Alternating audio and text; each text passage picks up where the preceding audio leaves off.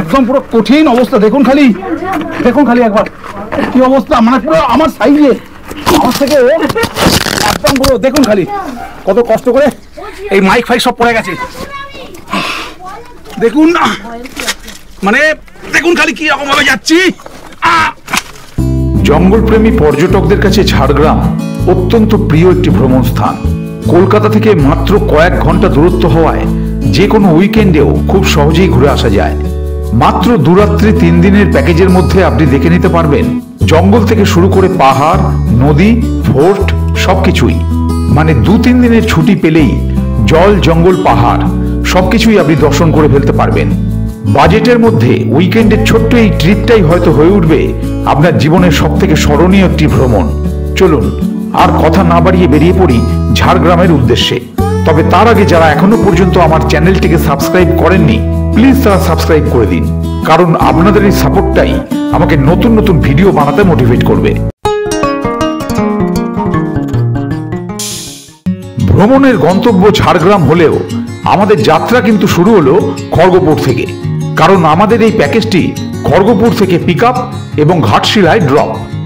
এই ভ্রমণের প্রথমেই আমাদের গন্তব্য ছিল কুরুমবেড়া ফোর্ট। খড়গপুর থেকে প্রথমেই গাড়ি করে চলে এলাম কুরুমবেড়া ফোর্ট। এই যে আমার সামনে কুরুমবেড়া ফোর্ট, স্টেশন থেকে এই কুরুমবেড়া ফোর্ট 34 কিলোমিটার। যাই কুরুমবেড়া ফোর্টে। ওড়িশার সূর্যবংশের রাজা গজপতি কপিলেন্দ্র দেবের শাসনকালে এটি নির্মাণ করা হয়।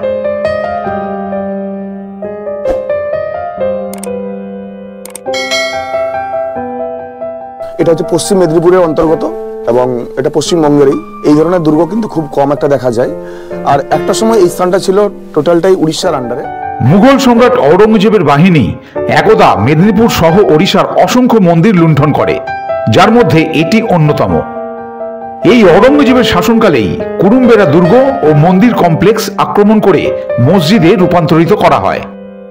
যদিও কুরুমবেড়াকে একটি দুর্গ বলা হয়, কিন্তু এটিতে দুর্গের কোনো বৈশিষ্ট্যই লক্ষ্য করা যায় না।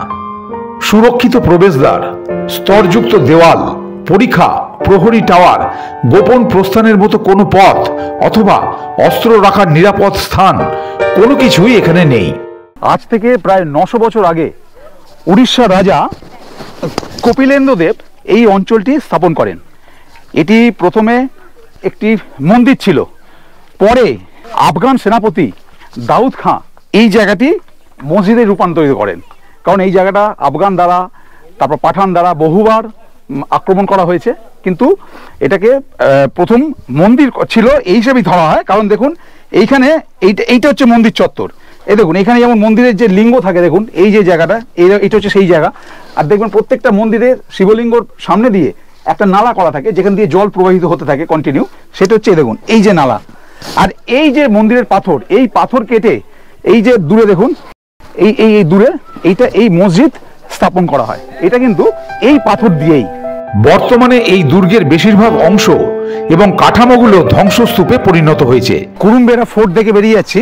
রিয়েলি এইরকম একটা জায়গায় যে এত সুন্দর একটা ফোর্ট আছে, এটা যদি না আসতাম তাহলে জানতামই না। আপনারা আসুন, ব্যাপক লাগবে। জঙ্গলকন্যা সেতুর উপর দিয়ে যাবার সময় চোখে পড়ল সুবর্ণরেখা নদী।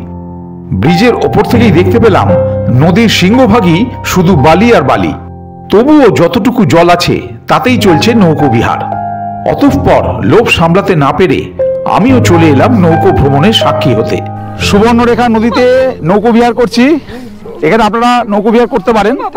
এই যে জঙ্গলকন্যা সেতু দেখতে পাচ্ছেন সুবর্ণরেখার উপরে, এখানে 15 টাকার বিনিময়ে নদীর এপার থেকে ওপারে একবার ঘুরিয়ে আনা হয়। নিচে থেকেই চাক্ষুষ করলাম পশ্চিমবঙ্গের সব থেকে দীর্ঘতম সেতুটি। ঝাড়গ্রাম জেলার নয়াগ্রামে অবস্থিত 1.47 কিলোমিটার দীর্ঘ এই সেতুটির অপর নাম ভাসারা ঘাট সেতু। জঙ্গলকন্যা ট্যুরস অ্যান্ড ট্রাভেলসের সঙ্গে ঝাড়গ্রাম বেড়াচ্ছি। প্রথম দিন, আজকে প্রথম দিনই মন কেড়ে নিল। দেখুন এই যে রাস্তার ধারেই এত সুন্দর একটা হোটেল, সেখানে আমরা এবার লাঞ্চ করব। জম্পেশ একটা ভরিভোজ সেরে আবার রওনা হলাম পরের গন্তব্যের উদ্দেশ্যে। রাস্তাটা যেতে যেতে এত ভালো লাগছে যে দাঁড়িয়ে যেতে হলো। এই যে জঙ্গলটা দেখতে পাচ্ছেন, এটা হচ্ছে বড় নিগুইয়ের জঙ্গল। জঙ্গলকন্যা সেতু দেখলাম, এখন চলে এলাম তপবন। এই যে এখানে কিন্তু জঙ্গলে দেখুন লেখা আছে তপবন জঙ্গল এলাকায় বুনো হাতি রয়েছে, অযথা জীবনের ঝুঁকি নিয়ে জঙ্গলে যাবেন না।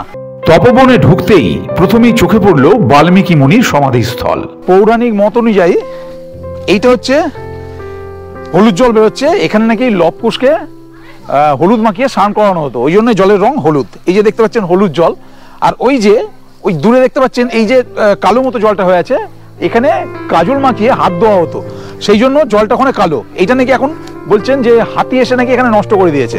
তপবন পৌঁছতে আমাদের বেশ সন্ধে হয়ে যাওয়ায় খানিকটা অন্ধকারের মধ্যেই দর্শন সারতে হলো। এই যে সাদা, এটা হচ্ছে তিলক মাটি। এই যে বৈষ্ণবরা, এই যে দেখছেন বৈষ্ণবরা কপালে যে তিলক কাটেন, এইটা কিন্তু এই মাটি, দেখুন এটা হচ্ছে তিলক মাটি। আর এই যে ইয়েলো কালারের যে মাটিটা, এটা হচ্ছে নোনতা ভাব।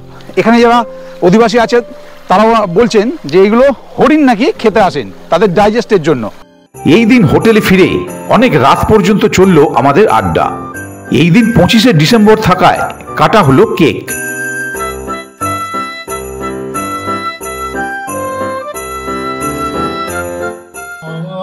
ভেঙেছে উছলে পরে আলো।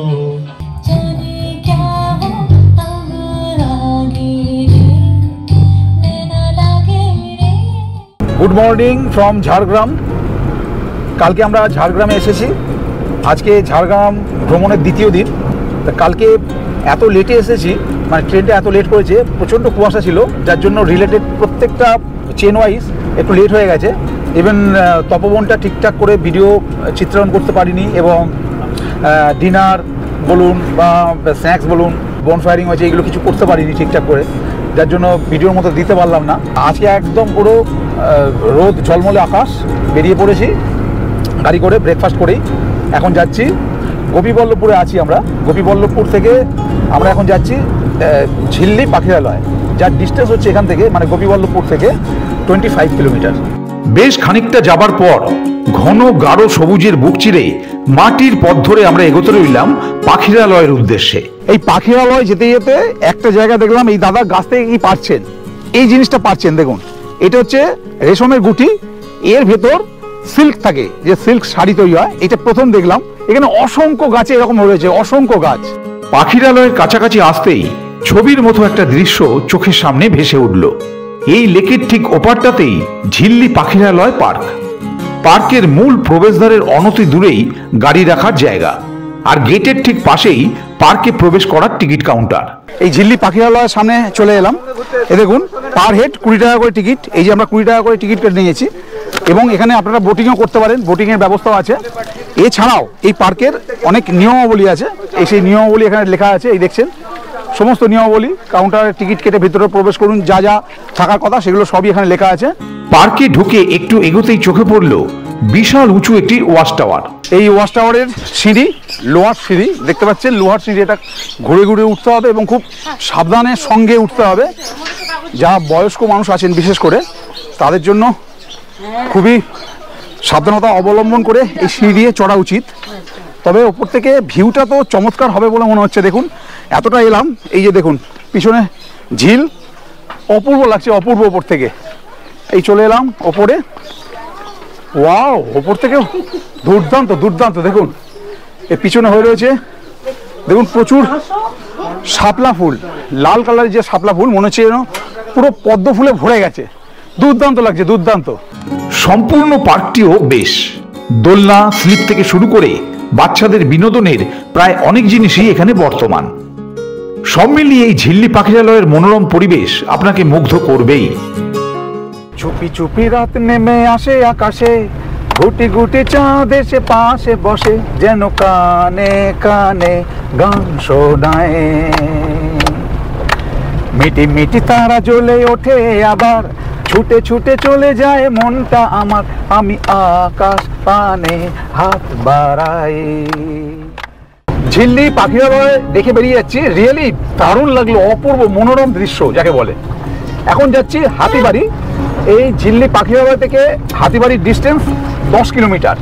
আমরা ভীষণ মজা করছি গাড়ির মধ্যে, গান টান করে রিয়েলি রিয়েলি প্রচন্ড প্রচন্ড মজা হচ্ছে, জমিয়ে মজা হচ্ছে, জমিয়ে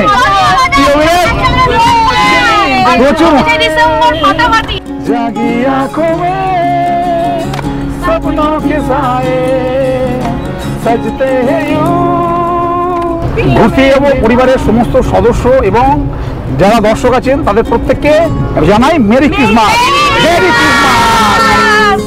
হাতিবাড়ি অঞ্চলটি পশ্চিমবঙ্গ, উড়িষ্যা এবং ঝাড়খণ্ড রাজ্যের যৌথ ভূখণ্ডে অবস্থিত। শালগাছের সারি দ্বারা পরিবেষ্টিত এই অঞ্চলটির পরিবেশ অত্যন্ত মনোরম। এই জঙ্গলে একটি এলিফ্যান্ট করিডোরও রয়েছে, যা ঝাড়গ্রাম থেকে দুমলা রেঞ্জ পর্যন্ত বিস্তৃত। চলে এলাম হাতিবাড়ি। এই হচ্ছে সুবর্ণরেখা নদী। আগে যে সুবর্ণরেখা নদী দেখেছিলাম সেটা অনেক চওড়া ছিল, এটা কিন্তু অতটা চওড়া নয়, কিন্তু এইটার গভীরতা হচ্ছে 60 ফুট, যার জন্য এই জায়গাটাকে ষাটিদহ বলে অনেকে। এটা হচ্ছে উড়িষ্যা, বাংলা এবং ঝাড়খণ্ডের একটা বর্ডার বলতে পারেন, তিনটে রাজ্যের। এইটা হচ্ছে বাংলা, এই নদীর ওপারটা হচ্ছে ঝাড়খণ্ড, আর ওই যে দূরে দেখা যাচ্ছে ওই যে বাড়িগুলো দূরে, ওইটা হচ্ছে উড়িষ্যা। এরপর চলে এলাম দুয়ারসেনী মন্দির। দুপাশে পাহাড় আর তার মাঝখান দিয়ে চলে গেছে কালো পিচের রাস্তা, আর এই রাস্তার ধারেই দুয়ারসেনী মন্দির।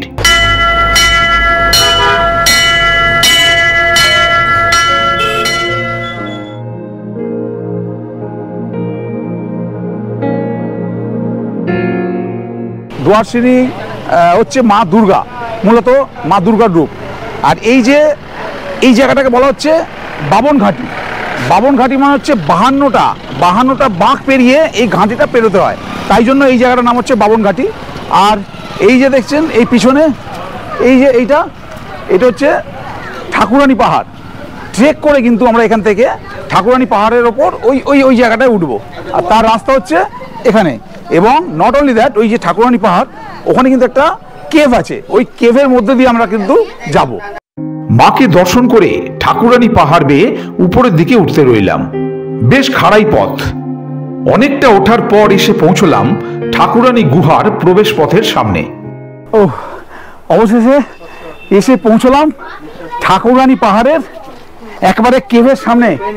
এই যে আমার পিছনে দেখতে পাচ্ছেন, এটা হচ্ছে ঠাকুরানী কেভ। এর ভেতর দিয়ে হিলটপ যাওয়া যায়, সেটা আমরা যাব। এবং ভিতরটা ভীষণ অন্ধকার। দেখি মোবাইলের লাইট জেলে যতদূর সম্ভব আপনাদের দেখানো যায় ততটা দেখাবো। দেখি, যাওয়া যাক, চলুন। যা স্পেস, যেতে পারবো কিনা জানি না, চেষ্টা করছি। একদম পুরো কঠিন অবস্থা, দেখুন খালি একবার কি অবস্থা, মানে পুরো আমার সাইজে, আমার থেকে একদম পুরো দেখুন খালি কত কষ্ট করে। এই মাইক ফাইক সব পড়ে গেছে, দেখুন না, মানে দেখুন খালি কি রকম ভাবে যাচ্ছি। জয় মা দুয়ারসেনী। যাচ্ছি, একদম ঘুটঘুটে অন্ধকার। একজন দাদা আমার মুখে লাইট মেরেছেন, সেই জন্য মুখটা আপনারা দেখতে পাচ্ছেন। বয়স্ক যারা আছেন তারা কিন্তু ভুলেও চেষ্টা করবেন না এই ট্রেকটা করতে। দুখানা খুব সরু প্যাসেজ। প্রথমটায় সফলতা পেলেও দ্বিতীয়টি আর অতিক্রম করতে না পেরে অগত্যা বেরিয়ে আসতেই হলো। মানে আমরা গ্রুপে যে 25-26 জন আছি, এই 25-26 জনের মধ্যে আপাতত 2 জন এসে ঠেকেছি। একজন আমার মুখে লাইট ধরেছেন আর আমি যাচ্ছি, যেতে পারলাম না। মানে এইখান দিয়ে কোনো ক্রমে ঢুকেছিলাম, একটা ছোট্ট প্যাসেজ ছিল, সেটা কোনো ক্রমে শুয়ে বা বলুন বা হামাগুড়ি দিয়ে বলুন ঢুকেছিলাম। ঢুকে ওপাশ দিয়ে যে বেরোনোর রাস্তাটা সেটা তার থেকেও ন্যারো। মানে জাস্ট মাথাটা যদি আমি গলিয়ে দিই মনে হবে যেন পুরো পাহাড়টা কেউ আমি মানে জামার মতো পড়ে আছি গায়ে, এরকম মনে হবে, বেরোতে পারবো না, বডিটা আটকে যাবে। সেই জন্য মাথাটা আবার গলিয়ে আবার ফিরে চলে এলাম। আপাতত একটু রেস্ট নিয়ে নিচে যাব। পাহাড় থেকে নেমে চলে এলাম। এই যে দূরে পাহাড়গুলো দেখা যাচ্ছে, জাস্ট একটুখানি এসেই এই রাস্তার ধারেই ইন্ডিয়ান ফ্যামিলি এসি রেস্টুরেন্ট আছে, এখানে লাঞ্চ করতে নেমে পড়েছি। এখন এখানে লাঞ্চ করব। গতকালকের মতো আজকের লাঞ্চও দেখছি দুর্দান্ত, অপূর্ব দুর্দান্ত সাজিয়ে দেওয়া হয়েছে, দেখতেই পাচ্ছেন। ভাত, ডাল, আলু বিম ভাজা, ফুলকপি আলুর তরকারি, এটা হচ্ছে লাউয়ের একটা তরকারি আছে, পাঁপড় ভাজা আছে, এর সঙ্গে চাটনি আছে, আর পোনা মাছ আছে। জম্পেশ একটা ভুড়িভোজ সারলাম, ভুড়িভোজ সেরে বেরিয়ে পড়লাম। এখন যাচ্ছি ব্রাহ্মণকুণ্ড ওয়াটারফলস। এই বাংরিপোষি থেকে ব্রাহ্মণকুণ্ড ওয়াটারফলসের ডিস্টেন্স 30 কিলোমিটার। মন মাতানো নান্দনিক প্রাকৃতিক পরিবেশের মধ্য দিয়ে চলে এলাম ব্রাহ্মণকুণ্ড ওয়াটারফলস। মাছ ধরা বা মাছকে খাওয়ানোর জন্য গেটের সামনেই বিক্রি হচ্ছে লাল পিঁপড়ের ডিম। গেট দিয়ে ঢুকে আস্তে আস্তে এগিয়ে চললাম ফলসের দিকে। বেড়াবার মরশুম হওয়ায় প্রত্যেকটা স্পটে মানুষের ভিড় চোখে পড়ার মতো। ভিতরের পারিপার্শ্বিক দৃশ্য ছবির মতো সুন্দর। যেদিকেই তাকাই চারিদিকটা কুচকুচে কালো পাথর। চলে এলাম ব্রাহ্মণকুণ্ড ওয়াটারফলস। এই যে দেখছেন, এটা হচ্ছে ব্রাহ্মণকুণ্ড ওয়াটারফলস। এইটা হচ্ছে শিমলিপালের নর্থ সাইডে। আর এর আশেপাশে যত পাথর দেখতে পাচ্ছেন চারিদিকে, আমার চারিপাশে সব কিন্তু কালো পাথর।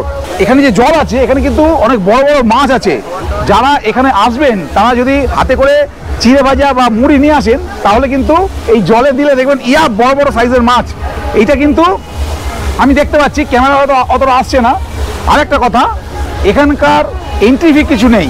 শুধুমাত্র যদি গাড়ি নিয়ে আসেন, অবশ্যই গাড়ি নিয়ে আসবেন, গাড়ি পার্কিং চার্জ পার গাড়ি 50 টাকা। এরকম জল, জঙ্গল আর পাহাড় দেখলেই মনটা আমার খুশিতে ভরে ওঠে। বাচ্চা সুলভ আচরণ বারবার ধরা দেয় ক্যামেরার মধ্যে। ব্রাহ্মণকুণ্ড ওয়াটারফলসের আগে যে পোর্শনটা দেখালাম, তারপর আরেকটু ওপরে চলে এলাম। আস্তে এই হচ্ছে পোর্শন, এটা হচ্ছে আপার পোর্শন ব্রাহ্মণকুণ্ড ওয়াটারফলসের। এখান দিয়ে জলটা গিয়ে ওই জায়গা দিয়ে পড়ছে। এরপরেও আরেকটু উঁচুতে গেলে ঠিক এরকম আরো একটা পোর্শন আছে। ব্রাহ্মণকুণ্ড ওয়াটারফলসকে চাক্ষুষ করার সাথে সাথেই শেষ করলাম আমার ঝাড়গ্রাম ভ্রমণের প্রথম পর্ব। 3 রাত্রি 4 দিনের এই ভ্রমণের দ্বিতীয় তথা শেষ পর্বটি আশা করি খুব তাড়াতাড়ি আপনাদের সামনে হাজির করতে পারবো। সকলে খুব ভালো থাকবেন, সুস্থ থাকবেন।